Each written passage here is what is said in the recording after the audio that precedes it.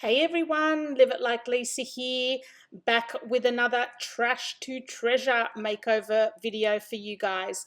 Today we are going with a bit of a grain sack theme for a few of these items. So the first two items we're starting off with are these wooden serving trays or riser boards that I picked up from Kmart a while ago, and I just haven't been using them, to be honest, so I thought I'd give them a makeover and yeah, hopefully make them a little bit more appealing and resell them.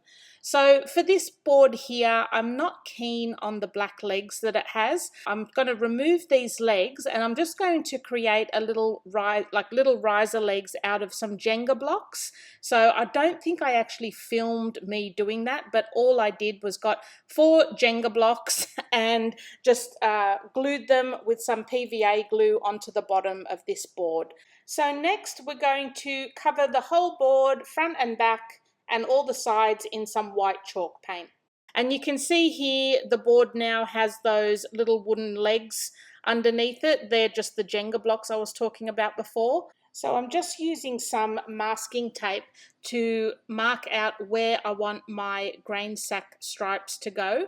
And I'm just going to be doing 1 thick stripe in the middle and then 2 thinner stripes on either side. So that's the pattern I'm going with. So here I'm just marking out the thin side first, and then we'll go back in and paint the thicker side. And the colour I'm using is Linseed by Woelk. It is my absolute favourite colour at the moment. It's like a very neutral beigey colour. I just absolutely love it.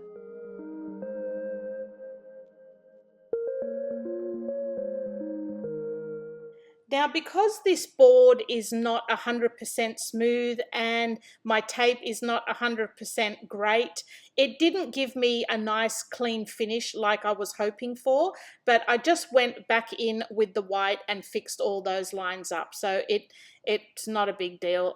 Once that paint dried, I taped over it with the tape and then just went over it again with the white, and that crisped up the line quite a bit.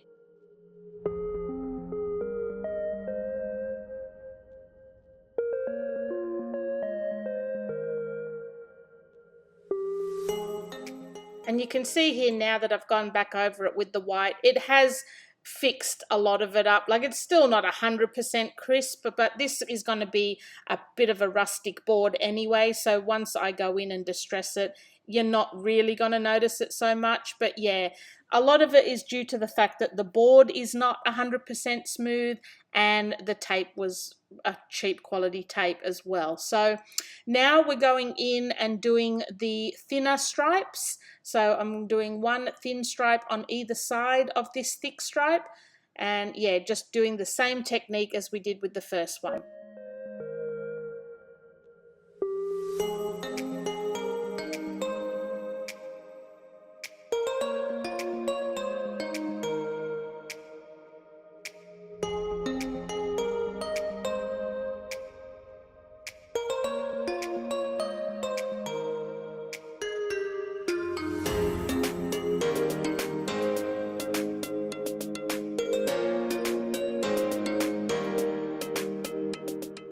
And you can see here again, the lines aren't perfect, so I did need to go back in and just touch it up a little bit with the white paint, and some of my linseed paint came off the thicker stripes. I touched that up as well.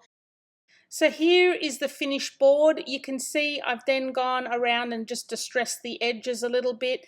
And you can see here what I mean about the board not being very, very smooth. And that's what's giving you that grainy sort of line. But you know what? I'm happy with it. I really like the way it looks. It looks like it's proper vintage, proper rustic, and it looks like it's been used. And that was the look I was after.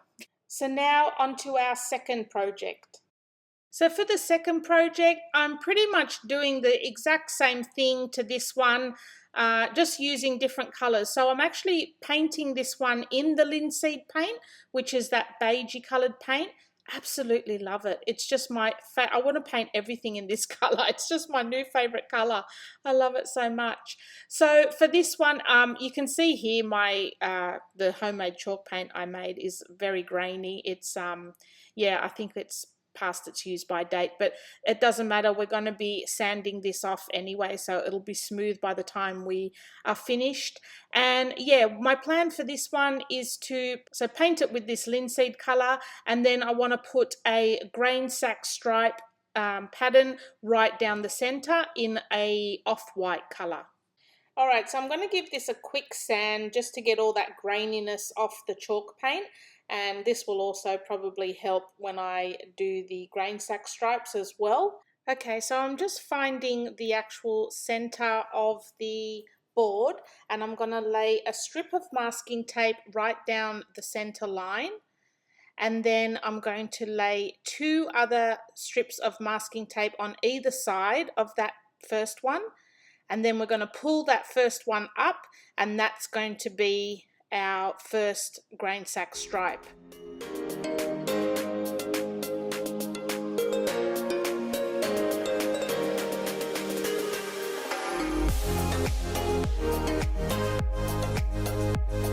And I'm just going to go in with an off-white color. I think this was called Feather, this color. And I'm just going to dab the paint on that center strip there now.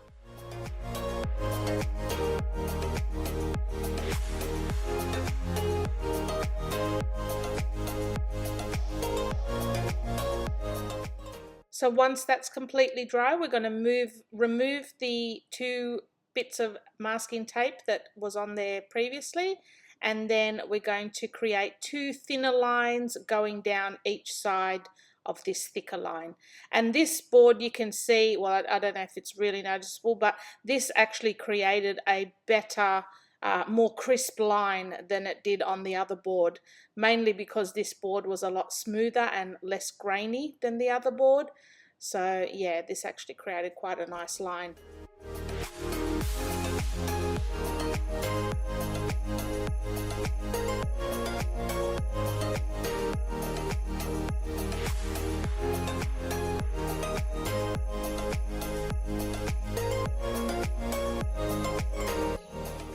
Now, what I did with these, before I went in with the white, I actually went over it again with the linseed color. I do this in a lot of my stenciling, and I probably should have tried it out on the whiteboard as well. It probably would have created a better line for me. But I did it with these thin lines because I just didn't want to risk them coming out blotchy. So I painted over it with linseed first, and then once the linseed was completely dry, I then went back over it again with the white paint, like you can see I'm doing here. So what this does, when you go over it with the original base color first, it helps to seal the masking tape and fill in any gaps that might be between the masking tape and your actual board.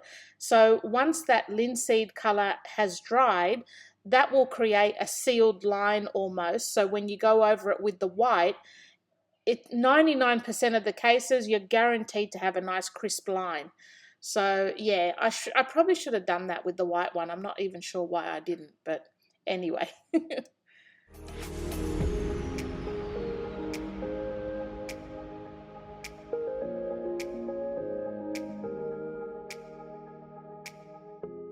And now you can see here, when I peel it up, it's a very, very crisp line. I probably could have left it dry a little bit longer even, because that paint did look a little bit still wet. But yeah, when you do the linseed color first, or whatever your base color is, paint that first and then go over it with your contrast color. Yeah, 99% of the times you will get this nice crisp line. Oh, this is so satisfying to watch. So this is our finished riser. I absolutely love this. I was so tempted to keep it, but I just don't have a spot for it in my house. But I do have another one of these in my bathroom, so I may paint that one in this color because I just love it so much. But anyway, this one's already sold. It didn't last long on my marketplace. So yeah, let's go to the next project. Now, I did lose a lot of footage for this one. So with this one, this was just a milk can I got from Spotlight. I just painted it with a couple of coats of the linseed chalk paint, as you can see here.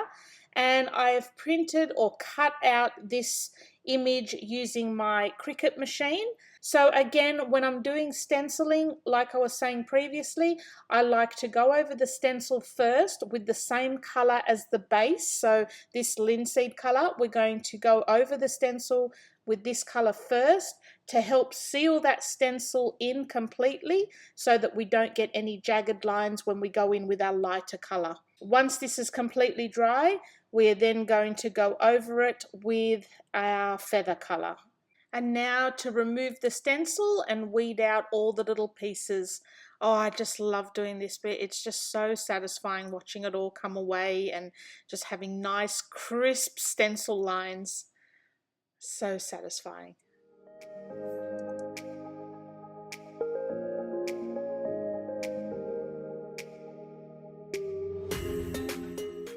And to finish this one off, I thought I would do a grain sack stripe around the body of the can as well, just to tie it in with the other two projects.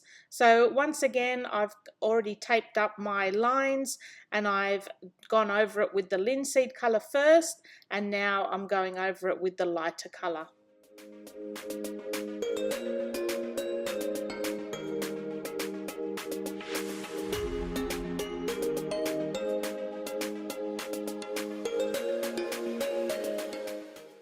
And here is our finished milk can. Super happy with the way this one turned out. I'm so tempted to keep this one again. I think just anything done in that linseed color, I just feel like I need to keep. But nah, I got rid of this one too. Can always make another one if I want to. Super, super sweet. Now on to our final project. So this little board I picked up from the thrift store, and I believe it used to be like an iPad holder or something like that that you would put in the kitchen if you've got a recipe on your iPad or something, but I think the back had broken off, so I'm just going to do this up as a bit of kitchen wall decor. So we're going to start by giving it a couple of coats of white chalk paint, and then I'm going to do a farmhouse style design on the front using my Cricut machine.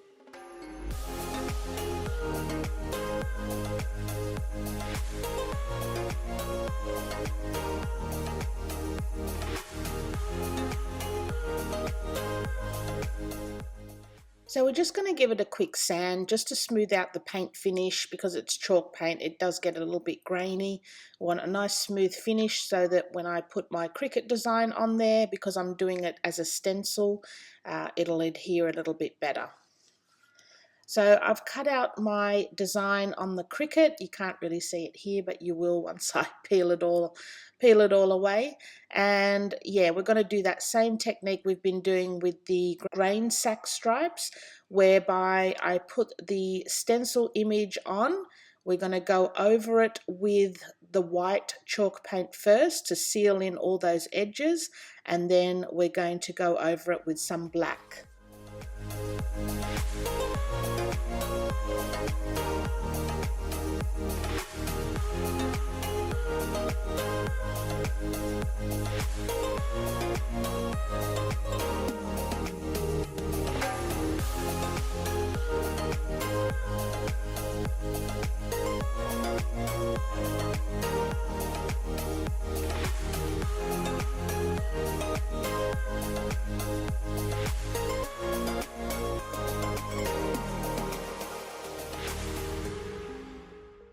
While I've got the black here, I'm just going to go around the edges of the board as well, just to give it a little bit of a distressed look, or you know, bit of a highlight with the black acrylic paint. And then once it's all dry, we'll peel our stencil off. Oh, this is my favorite bit. Look at those crisp lines, and that's because I've gone over it with the white first. You would never get lines this crisp without doing that technique, I don't think. Oh, so satisfying.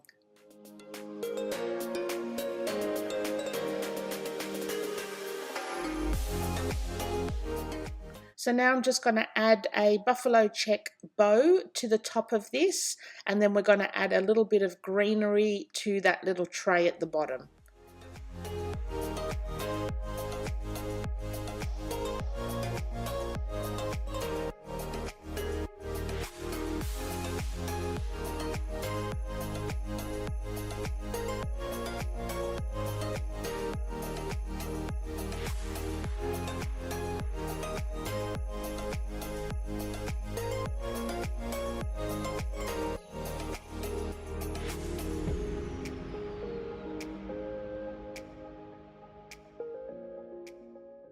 And here is our finished kitchen decor.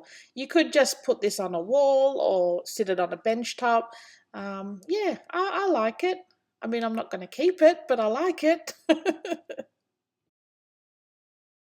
Well, I hope you've enjoyed that video, guys. I've just given you a couple of ideas on how you can make over some thrifted items around your home. And yeah, I'll see you guys in my next video. Thanks for watching.